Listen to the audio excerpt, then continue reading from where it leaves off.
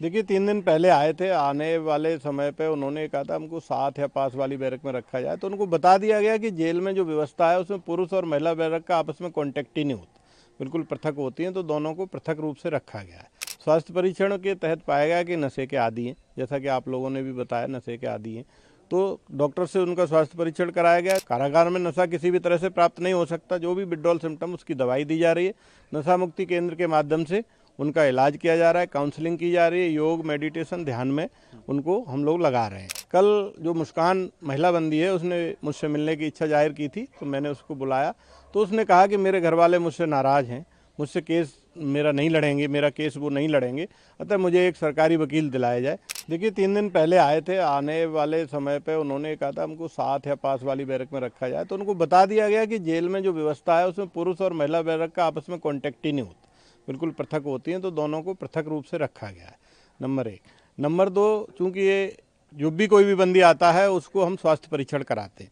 स्वास्थ्य परीक्षण के तहत पाया गया कि नशे के आदी हैं, जैसा कि आप लोगों ने भी बताया नशे के आदी हैं, तो डॉक्टर से उनका स्वास्थ्य परीक्षण कराया गया। जो नशे के विड्रॉल सिम्टम्स होते हैं, कारागार में नशा किसी भी तरह से प्राप्त नहीं हो सकता, जो भी विड्रॉल सिम्टम उसकी दवाई दी जा रही है। नशा मुक्ति केंद्र के माध्यम से उनका इलाज किया जा रहा है, काउंसलिंग की जा रही है, योग मेडिटेशन ध्यान में उनको हम लोग लगा रहे हैं। हमारा प्रयास ये है कि आम बंदी उनसे दूर रहें, बार बार उनके केस के बारे में न पूछें।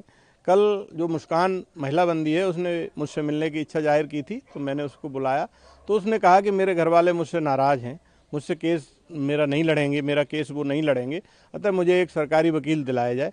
इसी के तहत एक प्रार्थना पत्र लेकर के हम लोग माननीय न्यायालय को भेज रहे हैं, क्योंकि बंदी का ये अधिकार होता है। यदि कोई बंदी कारागार में निरुद्ध है और उसके पास निजी अधिवक्ता नहीं है, तो हम उसे सरकारी वकील दिलवाते हैं। इसके तहत हम कार्रवाई कर रहे हैं। सर, आप बता रहे हैं कि जब वो यहाँ पर आए थे जुडिशियल कस्टडी में, तो दोनों ने साथ साथ रहने की डिमांड की थी। ये बात सही है, आप सही कह रहे हैं कि वो डिमांड की थी, लेकिन उनको जेल का कोई प्रक्रिया जो होती है रहने की वो पता ही नहीं था, क्योंकि जेल में महिला जेल और पुरुष जेल का कोई आपस में कांटेक्ट ही नहीं होता। महिला में महिलाओं की, बंदी रक्षकों की, महिला डिप्टी जेलर की ड्यूटी रहती है। पुरुष जेल में बिल्कुल अलग होती है, जो कि आपस में लगभग आधा किलोमीटर दूर हैं, कोई संपर्क ही नहीं होता। तो उनको बता दिया गया जेल की प्रक्रिया कि यहाँ पर साथ साथ या पास पास नहीं रह सकते, तो उनको समझा दिया गया, उसके बाद वो मान गए। सर, एक सवाल ये है कि आप बता रहे हैं दोनों ड्रग्स के आदी हैं, तो क्या सर इन लोगों ने डिमांड की ड्रग्स की, और क्या इनको डॉक्टर से परामर्श कराया गया सर? ये बात सही है कि वो ड्रग्स की डिमांड तो नहीं की, लेकिन चूंकि डॉक्टर कोई भी बंदी आता है तो स्वास्थ्य परीक्षण करता है। डॉक्टर हमें बताता है कि ये बंदी नशे का है, तो उसको एक तो नशा मुक्ति केंद्र में उपचार कराया जाता है। दूसरा, जो विड्रॉल सिम्टम आते हैं काफ़ी दिनों से, यदि बंदी नशा ले रहे होते हैं, काफ़ी बंदी इस तरह के आते हैं, तो उनका हम जो विड्रॉल सिम्टम रोकने के लिए उपचार है, दवाइयाँ हैं, वो भी दी जाती है। तो उनको दवाइयाँ दी जा रही हैं। अब उनकी धीरे धीरे दिनचर्या सामान्य हो रही है।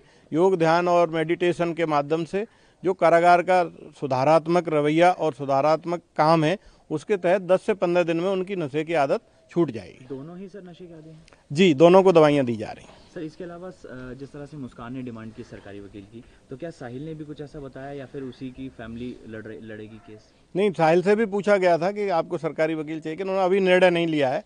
उसका कहना है शायद मेरे घर वाले लड़ेंगे या नहीं लड़ेंगे तब मैं बताऊंगा, लेकिन मुस्कान ने अपनी तरफ से ये डिमांड की है कि हमें सरकारी वकील दिया जाए, क्योंकि मेरे घर वाले मेरा केस नहीं लड़ेंगे। सर, एक इम्पॉर्टेंट सवाल ये है कि ये केस जो है काफ़ी ज़्यादा हाई प्रोफाइल हो गया, इंटरनेशनल लेवल पे इसकी खबरें चल रही हैं।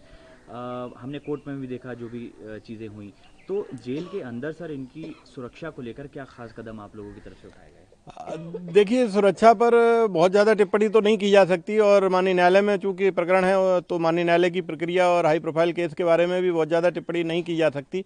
मैं सिर्फ इतना कहना चाहूँगा कि हम CCTVs के माध्यम से, महिला बंदी रक्षक और पुरुष बंदी रक्षकों के माध्यम से, महिला डिप्टी जेलर और पुरुष डिप्टी जेलर के माध्यम से, दोनों जेलरों के माध्यम से, और मैं स्वयं सुरक्षा का पूर्ण ध्यान रख रहे हैं। तो सुरक्षा के ऊपर पूरी निगरानी रखे हुए हैं।